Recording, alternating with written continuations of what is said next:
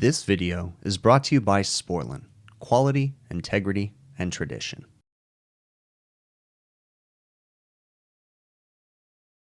Well, this is not good. Customer says main breaker's tripping. They tried resetting it, it trips again. This is for one of their ACs. They also, I'll talk about this when I get on the roof, they also have another AC down already because of a bad electrical feed. So let's go up top and see what's going on with this other one. All right, this location has 3 ACs. I believe that is a kitchen, this is a dining room, and this is a bar. Now this one right here, I already diagnosed that it had a bad electrical feed. If you come up here, the wire's burnt, and the electrician was in here. He left all this stuff off. I had it all covered up. But the wire's burnt all the way down in there, and it goes all the way down into the conduit. So they need to replace the entire electrical feed. I think there might be more damage than this though, because I was just talking with the manager. This was like 3 weeks ago that I diagnosed this. So I was like, what the heck? But then I talked to the manager and he says the electricians came out and they said they had to shut off power to the entire building to fix it, which doesn't make sense to me unless there's a damaged bus bar or something. Because that's the only reason why they would have to shut off power to the entire building to fix this issue. Because realistically, if there was no damage, they should just be able to shut off the main breaker, which is already shut off, pull a new feed all the way up to here, and then be done with it. But they're saying they have to shut off the power to the main building. So I haven't opened up the breaker panel, but I don't know. So this AC has been down for 3 weeks, which is crazy because this is out in the Southern California desert. They only have 3 ACs, 2 for the dining room. In the meantime, they said their other AC went down and the main breaker that I showed you guys is tripped now. So that's not good. That should be this unit right here. All right, we have no power. So this is the right AC, okay? This is incoming, this is load. So no power at this guy. So I shut off this safety switch right here, all right? And we're gonna test for shorts to ground on the unit and see if we can figure out why the main breaker, it's a 100 amp breaker, is tripping. Nothing too crazy going on in here. I don't see a blown apart VFD. All right, we're looking for direct shorts to ground. I've got my meter set on tone, so it beeps if we get a direct path. Okay, so we're gonna start at our main. Nothing, nothing, nothing. So that's on the line side of the contactors. Let's go to the load side of the contactors. Nothing, just moving my way across. This is the first stage, nothing. Second stage, moving my way across, nothing. So let's go over here to the third stage. Nothing, nothing. There it is. Third stage, load line 3 is directly shorted. So very carefully, we want to pull this plug off right here, but we want to be careful because you don't want it to blow off in your face. Okay. Looks to be a little bit of oil. No, that's like a dielectric grease, I think. So we disconnected that. Now let's check. Nothing, no direct short to ground. Okay, so this compressor's dead. Let's see if we can get the rest of the unit running. So we're gonna turn on, I gotta go downstairs, reset the main breaker. We'll come up here, turn it on, and see if the unit will start up. All right, power is restored. Let's check to see if it's actual correct power. Meter right there. I'm gonna try to one hand this. 211. 211, 211, 212. So we have proper power. So let's turn this guy on and hope nothing blows up, right? I'm gonna put this panel back on because I don't want to get surprised. Okay, before we turn power on, let's open up the indoor blower section. Make sure nothing funky is going on in here. No.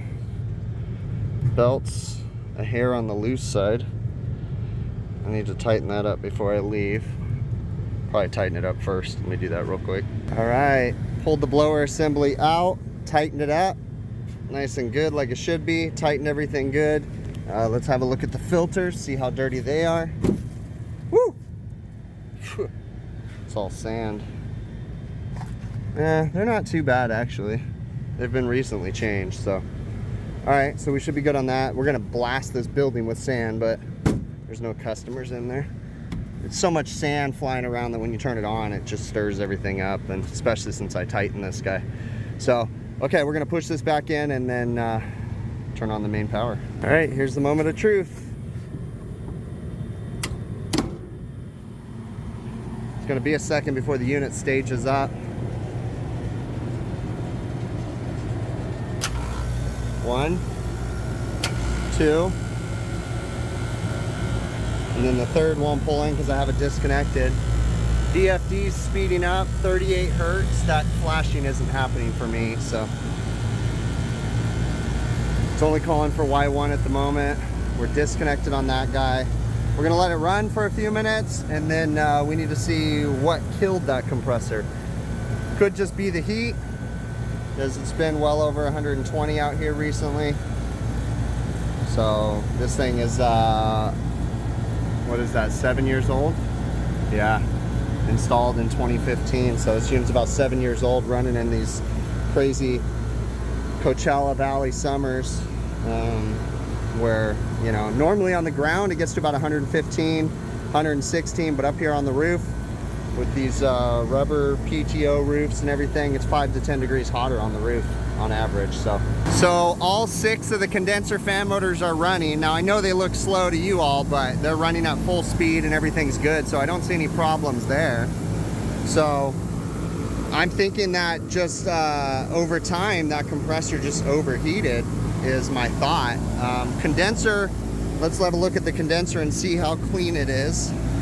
So it goes like this. It goes first stage on the top, second stage here, and then third stage here, assuming this is, oh, this is micro channel, so it might be a little different, but that's probably how it goes. I mean, it doesn't look that bad. Certainly could be cleaned, but I don't see a reason for it to, yeah, I could see through it just fine. So I don't see an issue there. All right, well, I'm gonna let this run for a few minutes. They actually have another AC down that's been down for a long time, and they haven't sent me a work order for it, and it's this little 5-ton. It's a split system that they added many years ago just to try to help out a problem area in the dining room. And because they're down in AC, I'm surprised they can even keep the doors open still, because with that bar AC being down, I mean, that's a 15-ton unit. That's crazy that they can even operate without 15 tons in their building. So I'm gonna look into this guy. If I remember right, for some reason I'm thinking it might have a bad capacitor or something. Let me open it up. I've been waiting for them to send a work order for it, but I don't think, you know, for whatever reason they haven't. But I'm gonna go ahead and jump into this while I'm letting this bring the building down to temperature. I can't remember what's wrong with this. It has a turbo capacitor in it, so I don't think it's gonna be bad. But look at all this sand. It's all in that contactor too. It's gonna be hard for you guys to see it, but that contactor's burnt. I mean, not burnt, but it's really in bad shape. Let's see what's going on in here. I know this AC has been down for a long time, but I can't remember definitively what is wrong with it. If it's a fuse issue or, well, I guess we're gonna start from the basics. Let's go ahead and pull this disconnect switch and see. Oh, real quick too, before I go further and forget to show y'all. I went ahead, this guy still has gas in it, okay? So the contactor actually pulled in. I haven't taped it off yet. I'll tape it off before I leave. But I confirmed that we're getting proper power coming out of it, 3-phase. So I don't think the contactor's necessarily the issue. So that's one thing too I wanted to point out. But so far this thing's working. As far as the building goes, 88 return, 70-degree supply, so it's kicking butt. We're on full speed on the VFD. So yeah, all right, well, let's get back to this guy. I'm gonna start by checking power, see if we have power, if I need to go reset a breaker. So I pulled the fuse block because I do have power, 212 volts going to it. So we're gonna check the fuses. So if I go right here, the fuses are good. That one's good. And that one's good. So the fuses are good. Why is this guy not working, I wonder? We go right here. We've got 212 volts coming in, but we're not pulling in on our coil voltage for some reason. So I need to get in here and test to see if we've got 24 volts telling the contactor to pull in.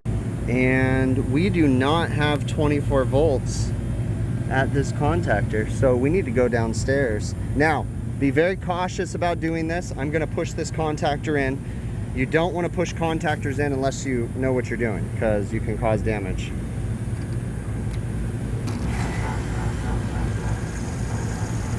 It runs.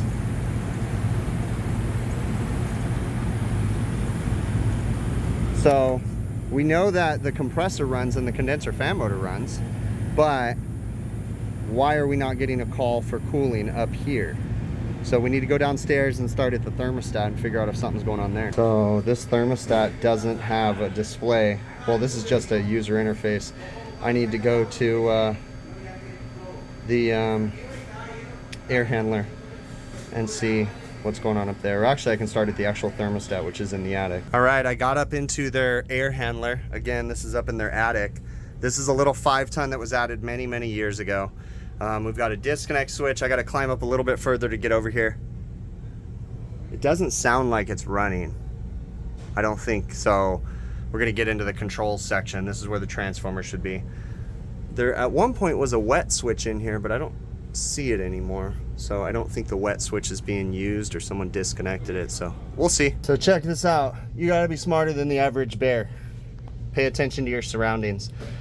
This AC was added after the fact. The building already had an air conditioning system, but it was added to supplement what they had for a problem area in the restaurant. When that happened, this was capped off because there used to be a duct run that sat right down there. That's the AC I just fixed. So I pulled the cap off temporarily, and I now have 65-degree air blowing on me while I'm sweating my butt off in the attic. So I'll put it back before I leave, and I'll put the screws back in it, but work smarter, not harder, right? Doesn't look the greatest, but looking right here, that fuse is blown. You can actually see it, and if you measure across the fuse, we should have 24 volts because it's blown. Let me get my hands to stop shaking. Yep. So that control fuse is blown.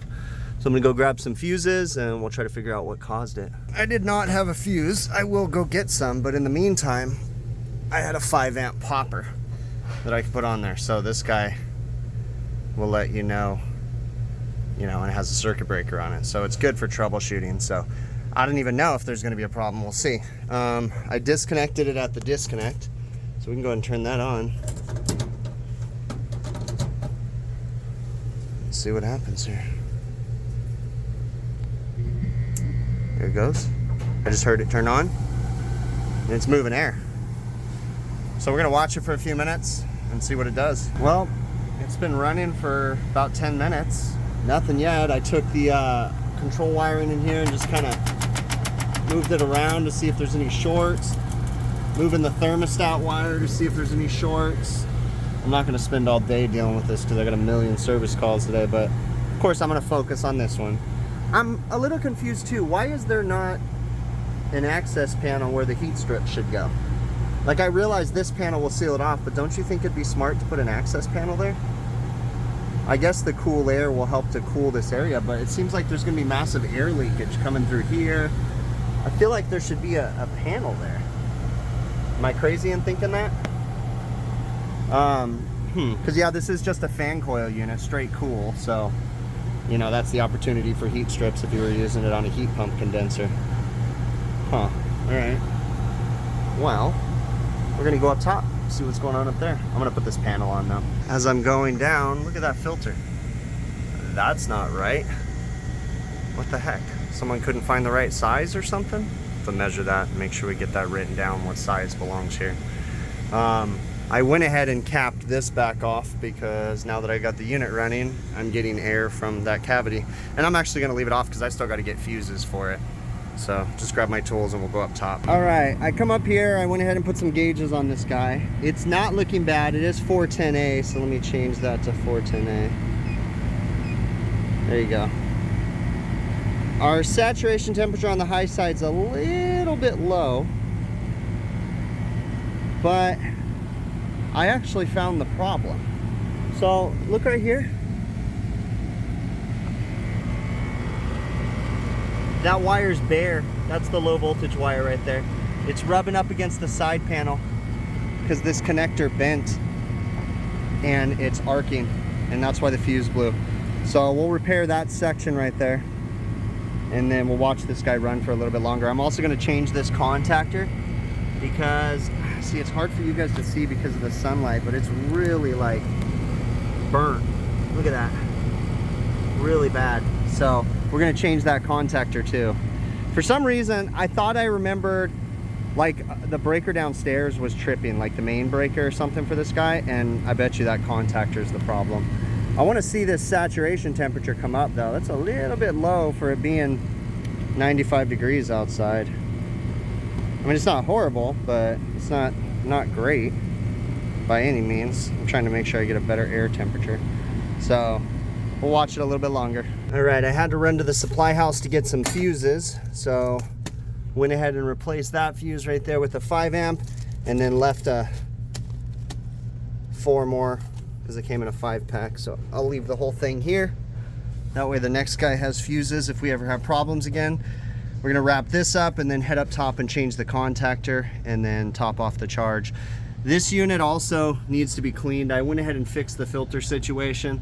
The filter that was here was not perfect, but it just needed to be cut. So I cut the top portion off and was able to get the filter panel back on. So we'll talk about getting custom filters ordered for this place.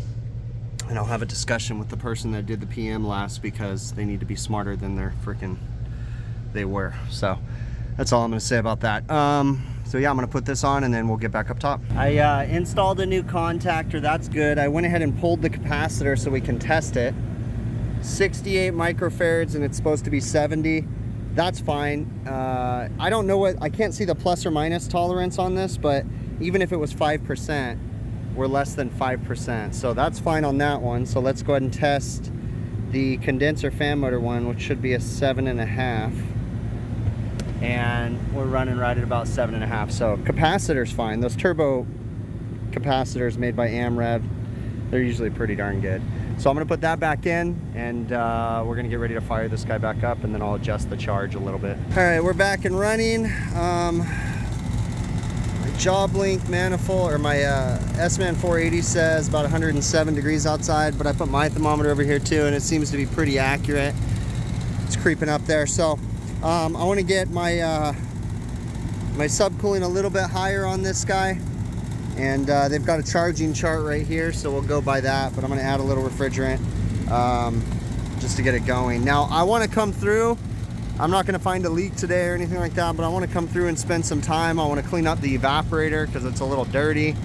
But again, today is triage mode. We're just getting stuff running. It's kind of crazy. So we'll definitely come back and do some more permanent repairs. I just went ahead and taped up the wires that were rubbed out right there. Eventually we'll pull a new feed back to the LB right there, but again, I'm not gonna deal with that right now. Okay, we take the required subcooling for the manufacturer, which is 13 degrees right there, but that's not necessarily how we're gonna do it. So we get relatively close. We're at about 10 degrees subcooling at the moment, 410 PSI. So find 410 PSI at the service valve. So we're right between 406 and 416. We find our required subcooling of 13 degrees. We have 12 and 14, so we follow this down. Right there, it says approximately 109-ish degrees liquid line temp. We're at about 107. I'm not gonna put any more gas in there. We got about 10 degrees subcooling. That's all we're gonna do on this guy. Superheat's about 10 degrees. It's a little bit low, but again, I know the evaporator kinda needs to be cleaned. We're rejecting heat, everything's fine.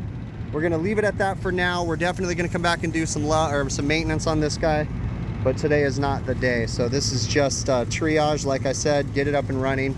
I'm not a fan of those aftermarket condenser fan motors with the wires sticking out the top. That eventually is gonna short. It drives me nuts. But all right, that's it on this one. So we got this running. We'll go look at the other AC and see how it's doing. All All right, this guy is running its little heart away, disconnected this, taped it up. I did put my gauges on it. It does have plenty of gas in it, but the refrigerant could potentially be contaminated because it's a direct short to ground. The refrigerant itself doesn't smell burnt. You may ask, what does burnt refrigerant smell like? Well, trust me, once you smell it, you'll never be able to unsmell it. It's a horrible smell. Now it just smells like normal refrigerant. So that's a good sign, because that means that the contamination may not be that bad, okay? But we still don't know if there's other issues. So we have to change the compressor, unfortunately, before we can diagnose any further. But we'll be sure when we change the compressor to pour it out, check the oil, and go from there. We'll check the crankcase heater and all that good stuff. So we're gonna order, just for giggles, because this is super out in the boonies, we're gonna order a compressor, crankcase heater, suction line filter dryer, liquid line filter dryer, and I'll probably bring a TXV with me too. When it comes to these big package units, you can't pump the system down to change the TXV. When you have a direct short, oftentimes you don't know what caused it. So changing the TXV is kind of good insurance. And we'll also change the contactor too. I'm not always in a habit of just changing a bunch of parts, but when it comes to direct shorts on ACs, yeah, you're better off just changing the whole thing. Now, it's possible that if there is a problem with the TXV, it's probably just a power head, or if it did burn the refrigerant and there is contamination, it could be contaminating the screen on that TXV too. So there's no removable screen, so it's just one of those things. It's just cheap insurance. So we'll go ahead and order all those parts. We'll schedule to do this. There's no way I'm changing that compressor in this 110, 115 degree heat. It may even push higher than that today. I'll get here at like 4 in the morning and start changing this thing. That way we're out of here before it gets too hot. I'll just throw my ladder up on the building and go to town. So I'm gonna close this up. We got their other 5-ton unit, which feeds this dining room too. They're still down another AC, but we're just waiting for the electrician to do whatever they gotta do. Boy, it is gonna be insanely hot today. It's already like at least 95 degrees. I think the high today is supposed to be 116, and it's always hotter on the roof. So we've got the beginning parts of all the materials that I need to change this compressor. We'll certainly be grabbing more out of the truck. All right, it is windy as heck this morning. I'm hoping it dies down a little bit. I brought an Easy Up, but I can't use it with this much wind right now. So we're leaving the machine running. We're gonna recover the gas from this guy. I brought an oversized recovery cylinder because it's so warm. And then I have a water hose that we're gonna run over that. I'm currently evacuating that. We're not going to reuse this gas, but I'm still going to evacuate all the nitrogen out of that guy because it's brand new. So, all right, we're all hooked up. I have not purged yet. Machine's plugged in. I evacuated this down. I weighed the cylinder. Now, I went with the big one because I'm not going to keep the scale under it. I know that this can hold the full charge from the one compressor. But I still wrote the empty weight, 27 pounds, 8.5 ounces. The reason why I'm not going to put the scale under it, even though that scale can handle water, I'm gonna put a crap ton of water on top of it, and I don't want to damage it potentially. So what we're gonna do is actually open this guy right here. It's purging all the way to here. All right, then we open this, close that, make sure it's good. And we're now dumping into that cylinder. I've got a water hose with my cool presser tool right here. I'm gonna get this hooked up. I'm trying to keep my work area somewhat clean. It's kind of hard, but we're trying to not go too crazy so we can still function in here, right? And I'm gonna clean up as I go. There you go. And then we turn this water hose on. There you go. And then just gonna run water across this guy the whole time we're recovering to try to reduce the tank pressure because it's 410A. So we're gonna go ahead and hit start. And we are pushing refrigerant through. We're gonna go ahead and open this all the way. Now, unfortunately, these guys have high flow Schraders, the Cormax fittings on here. They are not ideal for evacuations. They are not ideal, well, actually really for evacuations. Recovery, they're not too bad, but still, it's gonna kind of slow our evacuation down. I thought about cutting them out, but yeah, that's a lot of work. I don't think it's gonna be that big of a deal. So I do have a Schrader core depressor but they aren't 100% leak free, so they're not the greatest thing in the world, but we'll see. So we're gonna let this recover. We're starting to sand everything up, and we'll get this guy out. I was not able to get a crankcase heater or a TXV, but crankcase heater is working, so that's good. And then the TXV, I have a power head if need be, so this guy's kicking butt. It's already down to 28 PSI. Tank pressure is only at 332 PSI, so that's not bad. That water definitely helps to keep it cool. Yeah, that thing's hot, but the water's cooling it down. So lower that pressure of the tank, speed up the volume of refrigerant that can be pumped into it. So, or speed up the flow of refrigerant, not volume. All right, we've already got the compressor undone. We're trying to stay busy the entire time we're moving, doing anything we can. We got it sanded up for the suction line filter dryer. I'm not gonna open this up yet because I'm leaving the unit running as long as possible. So we're just safely disconnecting this. Then we'll shut the unit down, change the dryer, you know, all that all at once. Now, whenever I do compressor changeouts, I typically bring 2 people, which I do have someone with me. I currently have him running to Home Depot to grab some buckets that we can measure the oil. I want to know why this compressor went bad, so he's grabbing those. I'm about done with the recovery. It's at 0 PSI, so we're about 25-30 minutes into the job. It's currently 94 degrees. Let's keep track of that one. All right, this system takes just a little over 6 pounds of gas, and that's approximately what I pulled out of this guy, just over 6 pounds. So refrigerant charge was good, so I don't think we had any leaks. So that's one issue checked off my list. We're still trying to get to the root cause of why this compressor failed. We probably won't know until I take it home and cut it open, but we'll see. Unsweat the compressor. I took this guy out because we're gonna put a suction line filter dryer there, hopefully. There was no oil in this, so good sign. Looking inside, nothing crazy. We got a dryer right there, so we're gonna start sanding that up and getting ready. All right, this is a very good sign. This guy takes 42 ounces of oil, okay? That is measured in volume, okay? I get this all the time. People are like, oh my gosh, you can't weigh your oil. There is a difference, but it's not huge, guys. Look at this. I got probably close to 40 ounces, just under 40 ounces out of this compressor. I don't doubt there's still a little bit of oil in here. And look at this guy. 40 ounces is what it says, and that guy weighs about 5 ounces. So it's pretty close. So yes, you can weigh the oil, give or take. It's not gonna be precise, but you're never gonna get all the oil out of this compressor anyways, okay? So this just satisfies everybody freaking out when I weigh the oil. It's not that big of a deal. It's close enough for what I'm trying to do. So, all right, so we're good to go. We know that lack of oil didn't kill this compressor. Now, granted, we're not completely there, but with that much oil, I'm not worried about it. There's gonna be a little bit in the system. Now, here's the crappy thing, is I'm not gonna be pulling this system apart completely to purge it and sweep it. I don't think the burn was that bad. Yes, the oil's black, but I don't think it's gonna be through the system really bad. I really don't. So what I will do as a test, because more than likely, if it did blow oil into the dirty oil into the system, it would be in the condenser. So what we will do is we will blow through the high side and see if anything really nasty comes out of right here, which would be, or actually would be right here, right? So if we'll see if anything really nasty comes out right here. If we get a bunch of black stuff out of here, then yeah, we're gonna have to take some time. Unfortunately, this is a micro channel, so if that stuff blew into the micro channel, they're kind of SOL. But all right, we're gonna get this guy changed.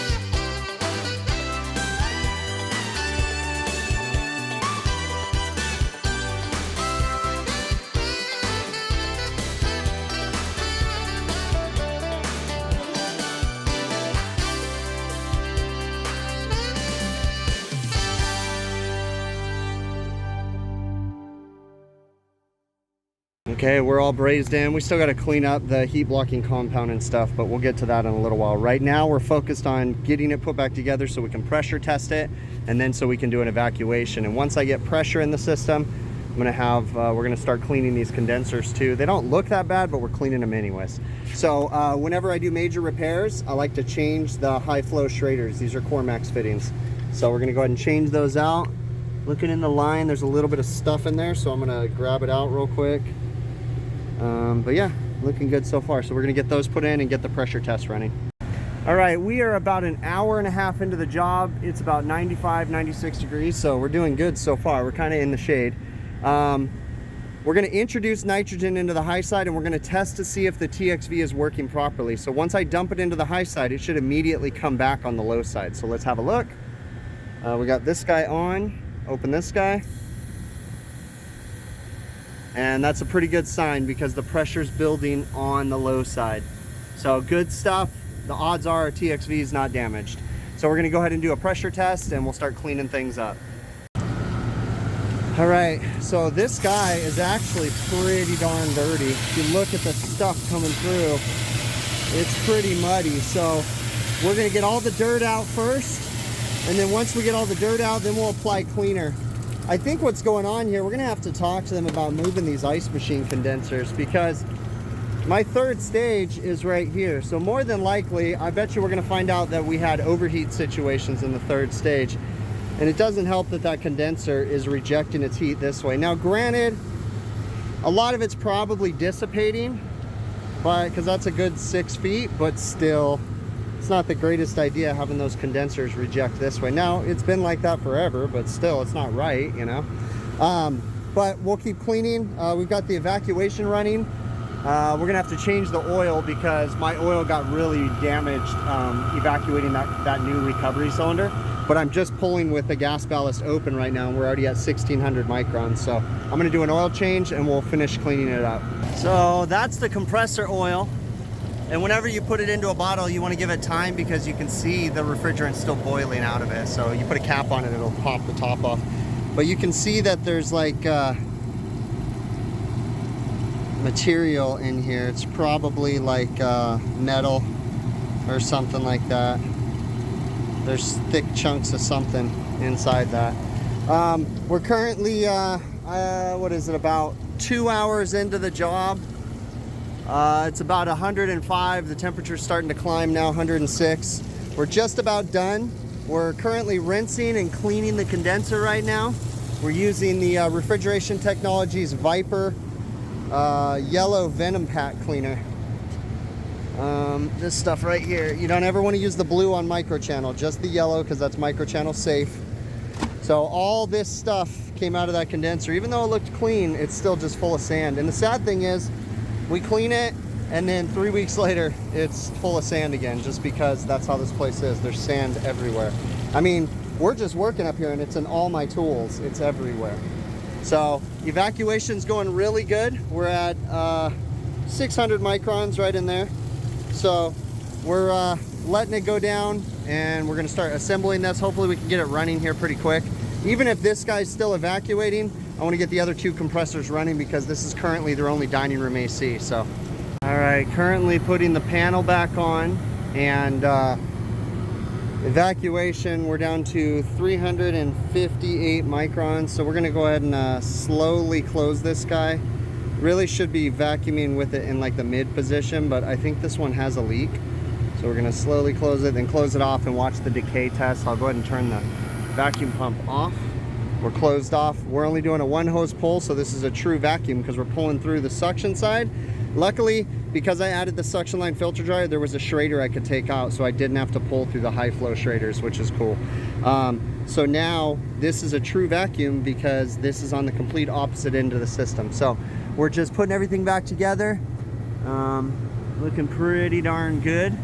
I already blew out the condenser with my air blower, so yeah, hopefully we can start this up soon. All right, I turned the unit back on. This guy's still in decay. We're at about 863 microns. It's slowly rising, but I'm happy with it. It's been in decay for 25 minutes. So I turned it back on to cool down the dining room because they should be getting customers in there eventually. It is giving me an error that comp number 3 has a low pressure situation. That's to be expected because, yeah. Let's see, return air temp is 95 degrees. Discharge air temp is 72. It gets hot in that dining room. So we're gonna let this run for a little bit, cool down the dining room, then we'll shut it off again. I'm gonna change that contactor. Well, we'll inspect it, but I'm pretty sure I'm gonna change it. And then we'll get ready to charge this guy up. All right, now I was only able to do this, but I hooked up to the low side with this valve shut. I evacuated my manifold and my hose. I'm gonna have to add a little bit of refrigerant through the low side until I get a positive pressure in the system. Then I'll be able to take off the micron gauge, but you don't wanna do that until you get positive pressure. So we're gonna add some gas and then hopefully get this guy getting ready to be started up. At this point, we are 3 hours into the job. It's about 107 outside. I think it's about 10 a.m. We're looking for 6 pounds, 14 ounces. So we're almost there. All right, we are on and running. This guy, I was able to charge it to about 6 pounds, 14 ounces, which is what it calls for.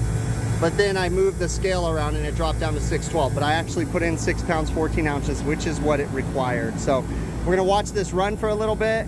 And then I'm actually just gonna open that contactor up and see what it looks like. If it looks burnt, I'll change it. If not, I won't. We'll see. But we're running now. It sounds good. We're just kind of in cleanup mode, kind of picking up our stuff. All right, this is not looking bad. We're running about 46 degree saturation temperature on the low side, 118 saturation there. It's about 103 outside. We've got about 4 degrees subcooling, about 17 degrees superheat. That does not seem bad to me at all. So I'm liking this. I'm a happy camper. So like I said, we're just in cleanup mode. All right, because of the pressure port placement, I'm not able to get a pressure drop across the dryer, but I was able to get a temperature drop. So I wrote it right there. Stage 3 was 63 degrees on the inlet side and 63 degrees on the outlet side. Therefore, a 0 degree temperature drop across suction dryer with my name. That way the next guy knows if they see anything more than a 0 degree, typically if they see more than a 3 degree temperature drop, it's time to change that dryer again. Now, we didn't get very much contaminants after blowing through the system, so we should be okay. We're gonna start putting the doors back on. We're not gonna do anything else with this unit. We'll probably come back another day and follow up. We've got lots more work to do up here. Like I said in the beginning of this video, I'm still waiting for the electricians to come out and pull a new electrical feed for this one. Going on 3 weeks, so this poor restaurant.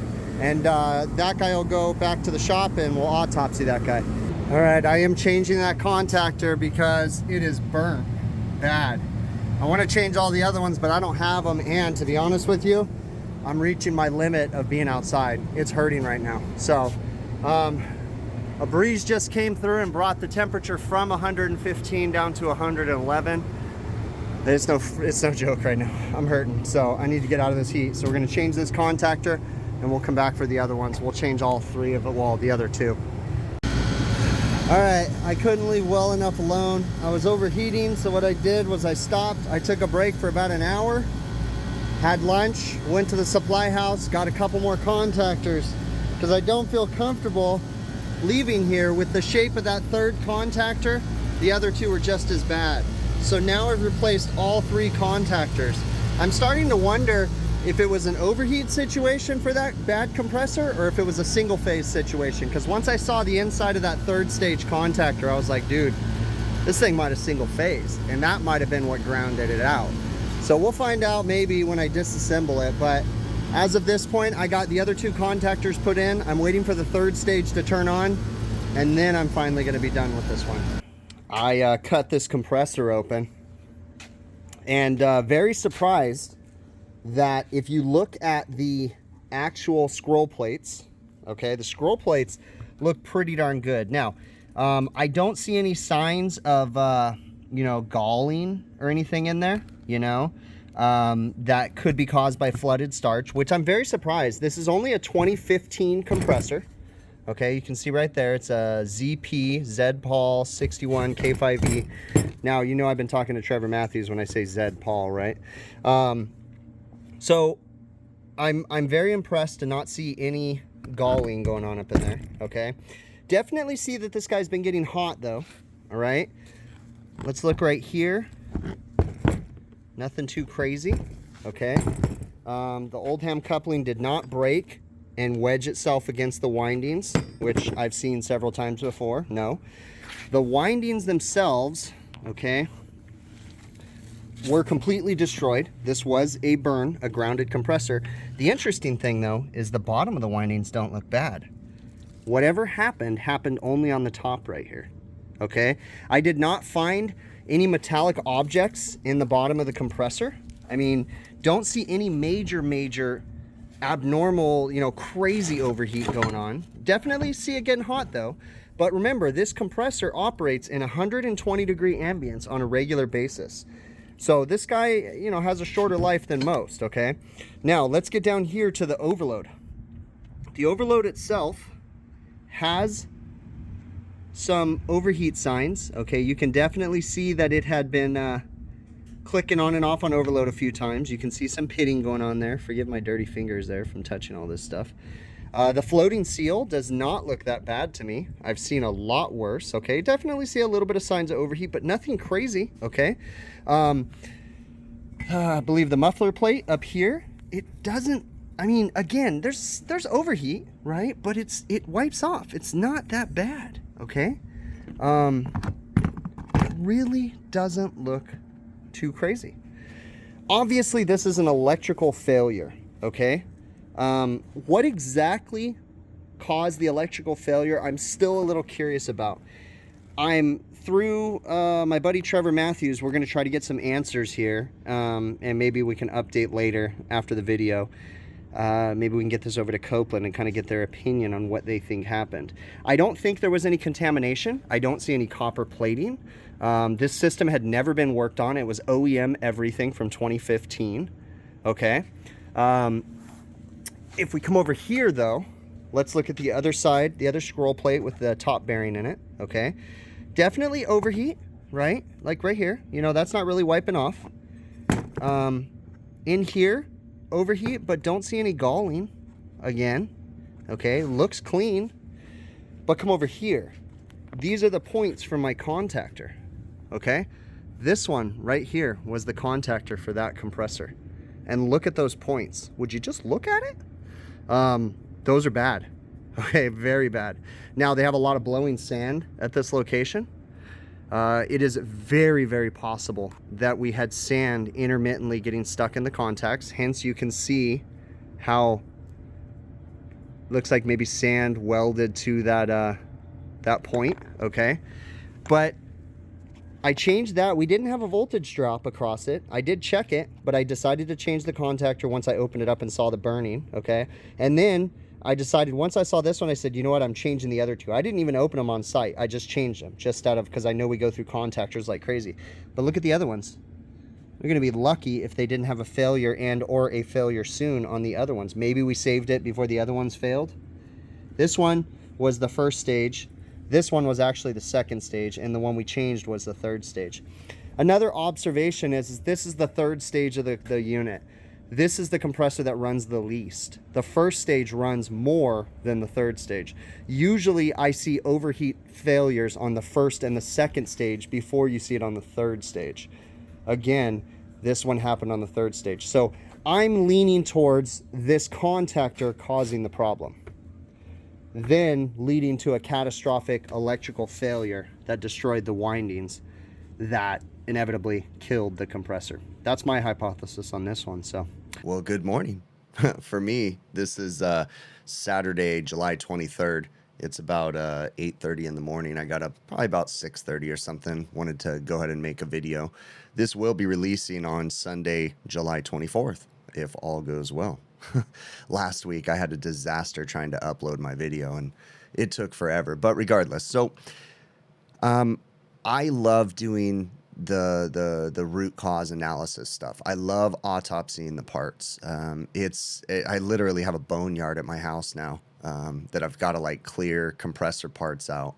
I will say that if you guys get the opportunity to ever work on this, especially the smaller scroll compressors, they're a lot easier to kind of take the parts and be able to show them to people. So if you can ever cut open a small one, you can clean it up really good, soak it in a degreaser, dry it really fast, and then you have really good parts. I have a bunch of scroll plates and stuff from really tiny compressors back behind me. This one was a medium-sized one. It was just a 5-ton, so you know, that one is it's a little bit bigger, but it's manageable. But the smaller ones, you get into like the 1.5, 2 horse compressors, and those ones are really cool because they're smaller and they're easier to carry around. But I encourage all of you guys to start tearing this stuff apart, trying to figure out why. You know, once I started cutting compressors open, then I started getting curious about, you know, why is this thing doing this? And then you start looking, and it gets you curious and really gets you to start digging deeper to figure out, you know, why am I seeing overheat in this situation, you know? And then you realize, okay, you know, they're pulling 100% outside air. This unit wasn't designed for that. So, you know, that kind of stuff, right? Now, that's not the case in this video, but contactors are no joke, and they're one, you know, very cheap component. And it's very funny because I get a lot of pushback and criticism that I change way too many contactors, but I don't agree with that. Especially when you're working with three-phase equipment, you change those contactors just out of safety, out of precaution. I mean, because in this situation, in my opinion, I believe blowing sand got stuck in that contactor and either caused a single phase and or a low voltage situation that inevitably led to the failure of that compressor. Now, I kind of talked to my buddy Trevor Matthews from Refrigeration Mentor. If you guys don't know who Trevor is, you definitely need to go check him out. Trevor is an awesome friend of mine. And Trevor used to work for Emerson in the Copeland division, and he used to be a field service trainer, essentially, that would go around, and he's a really good resource and a really good friend that I'm so lucky to have because I can reach out to him, right? I just private messaged him real quick, did a video call, and I'm just like, hey, this is what I found, this is what I think. You know, and he's like, yeah, he goes, it's definitely an electrical failure. Whether or not it was a single phase or a low voltage situation is the question. So, you know, it's really cool to reach out to friends, right? Even if you don't have a friend like Trevor Matthews, but Trevor is a very approachable person. You know, you can message him on social media, you know, as long as you don't bother him when he's sleeping or anything like that, you know. You can find him on all the social platforms at Refrigeration Mentor. So definitely check it out. Start watching his content. Trevor has a compressor master class that I took that was really pretty cool, man. You learn a lot in that class. So anyways, definitely check out Trevor's content. But I love tearing this stuff apart because it helps me to understand, and it really helps you to quantify. I guess that might be the right word, might not be the right word. You know, how important a preventative maintenance and routine maintenance is on this equipment, right? So my analysis of this summer, now another thing, at this particular location, I've been working here for a very long time. At this particular location, we have like waves, right? There's 1 or 2 years where we don't have issues with blowing sand, but then this year is one of them where they're having a big issue with blowing sand, probably drought related or something. So it starts to make me question, you know what? I mean, as crazy as it sounds, maybe because we do the maintenance like every 2 or 3 months or something like that, maybe every maintenance during the summer, we change all the contactors on the roof, right?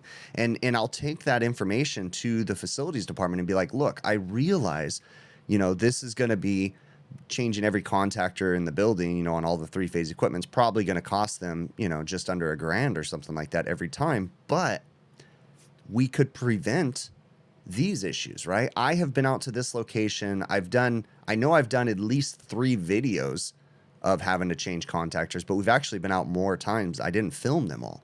So we've probably been out 4 or 5 times changing contactors. Now, this was the only time that it potentially led to a compressor failure, right? But we also have that AC that I didn't make a video on that I alluded to in here that has a bad electrical feed. Now, what caused that one? I don't really know for sure. I kind of have a hunch that in that LB where all the wires were burnt, that we had a loose lug, a splicing lug, and I believe we had a loose splicing lug, and then that started the problem. But I don't know, you know? So it starts to make me wonder by analyzing this and really thinking about this location, like, hey, maybe when we have these years where we have a lot of sandstorms, we just start preventatively changing the contactors, right? you know, and dig into them further, or at least just go in there. But I was going to say and measure them, but even then, I'm not getting voltage drops across any of those other contactors that I changed today, right? But you can tell by the shape of them, like that's not good. So, you know, I encourage everybody out there to start analyzing your stuff and start taking it apart. Now, this video too, I also went into, when I first went out there, we made this a 911 priority, right? Because they already had one AC down. It was a 15 ton, and that feeds half their dining room. This AC that was down feeds the other half of the dining room. So they had no cooling in the dining room, right? So I made it a priority. They called me Sunday evening. So I was like, okay, Monday morning, I'll be out there first thing. Went out there, found the grounded compressor, disconnected that one compressor. So I got 2 compressors in that system running, 2 5 tons. So they had 10 tons of cooling. But then on top of that, they'd been dragging their butt getting me a work order to fix that little split system. So I just fixed it, right? I just got into it. I didn't even wait for a work order. I just did it on this work order. Got in there, found the problem, low voltage electrical short. But then I'm observing, I'm looking at that contactor saying, you know what, that one's a problem too. We're not just stopping at the low voltage short. You guys get the whole idea. If you've been watching my channel for a while, it's about a big picture diagnosis, right? It's trying to solve the problem and not just the symptom. So, you know, on the small little split system, the problem was, or the symptom was, a blown fuse. Okay, I could have put a fuse in and it probably would have worked, but I dug deeper and I found that there was exposed low voltage electrical wires that were touching the electrical cover, right? So there we go, we solved the problem. But then we looked bigger. The contactor looked like crap. It wasn't giving us a voltage drop, but it looked like crap. Okay, it was gonna be a problem. We changed the contactor. We didn't stop there. Put my gauges on it, found it to be a little low on refrigerant, put a little refrigerant into it. Okay, but didn't stop there. Went downstairs, found that the filter wasn't installed correctly. Okay, and the evaporator's a little bit dirty, not too bad, but a little bit dirty. So we're gonna take some time. We're gonna go through this equipment. I want to go ahead and clean the evaporator. I want to split that condenser coil, because that is let's see, what do you want to call it, a 2-piece coil, right? So you actually can split it. So I want to split that coil, clean it, and then check the charge again and adjust accordingly. Okay, it's so important that we look at the big picture, but also understand that just because we give the customers a big picture quote doesn't necessarily mean that they have to approve the big picture quote. They may just want to fix the problem at hand instead of addressing the big picture, and that is fine, but document it. Have it in your invoicing. I strongly suggest doing this, this, and this, because it could prevent this and this, right? And then the customer says, no, I don't have the money for that. I don't want to do that. Okay, they just want to fix this problem, but you have it documented. They're signing off. Then you don't own that equipment anymore. It's on the customer, because when they come back and say, you just worked on it. Well, you know, I did, but I presented these options and you guys chose the lesser of the options. So therefore, now you have a failure and it's not my problem. Okay. So big picture thinking, it's so important. Okay. And I encourage everybody out there to take things apart, get your hands dirty, get in there. Don't be afraid to cut open a compressor. I didn't do a perfect job cutting this compressor open, but I have gotten pretty good at being able to cut the compressors in different places. I go through about 6 grinder wheels and about 4 batteries, because I use a cordless grinder in doing so. So that does have to be part of my stuff, but I've gotten down to being pretty quick at doing it. So, you know, it takes time though. You know, the first one you cut open, you're going to butcher, you're going to cut a bunch of components. The second one, you're going to get better. And each time you're going to know where you should cut them to try to prevent from damaging components in there. I will say, when you're using a grinder wheel, be cautious about where the sparks are flying if you can, when you're cutting the compressor top off and stuff. Is try not to let the grinder wheel really go into the compressor. Try to keep it to where it really just scores the outside and just barely breaks the skin of the inside. So that way you can just kind of whack it with the hammer, and then less of the grinder debris is flying into the compressor, because that can be a little confusing when you're opening it up and you're like, oh my gosh, there's so much stuff in this compressor. Well, really, it's the material from the grinder disc is actually being shot into there. So just keep that in mind. You know, it's just observations that I have. But I really appreciate y'all making it to the end. Let me know in the comments if you did. I've been asking that a lot lately, but it's cool to see all the comments, and I really do appreciate all your all's support, okay? Remember, if you're interested in checking out my website, go to hvacrvideos.com. We have all kinds of merchandise available on there. Just a great way to help support the channel. The hats are a big one. I talk about these all the time, but they really are the #1 seller. I'm about to place another order for hats. You all been doing amazing because you helped me go through a stock. I didn't expect you guys to clear out my stock that quick because I just did a reorder a couple weeks ago and we're already running low again. So I'm going to place another order for a bunch of hats. So if I do run out of stock, just be patient. We'll get some more. But yeah, it is amazing. There's several other ways y'all can support the channel if you're interested in doing so. Patreon, PayPal, YouTube channel memberships. It's all in the show notes, links to how to do those different things. And they're all just different ways that you pledge to support the channel on a monthly basis. You don't have to do it. The easiest way to support this channel is literally watch these videos from beginning to end without skipping through anything. That's the easiest way, right? Because then YouTube handles supporting it, right? Because when you guys watch a video without skipping anything, YouTube pays ad revenue, right? And I try not to like smash too many commercials in the videos. I usually only do 2 or 3, depending on the length of the video. This one will probably have 3 commercials. But, you know, it's just a great way to help support it. These do take a lot of time. It takes time away from my family and all that good stuff. But I do love doing this. This is actually fun. You know, it's interesting because I find myself, when we get service calls, I think, ooh, that's going to be an interesting one. And then, you know, I decide I'm going to take that service call, right? Because I'm the owner, so I can choose which ones I want to take. And I'll take the harder ones because I know they're going to usually make good video content, you know? So it's like, oh, I'll be able to film that one. That'll make a cool video, you know? So I do enjoy making these videos. So thank you so very much. I really do appreciate y'all. If you have any questions, feel free to email me, hvacrvideos@gmail.com. Yeah, and that's it. We'll catch you on the next one. Be kind to one another. Yeah, that's it.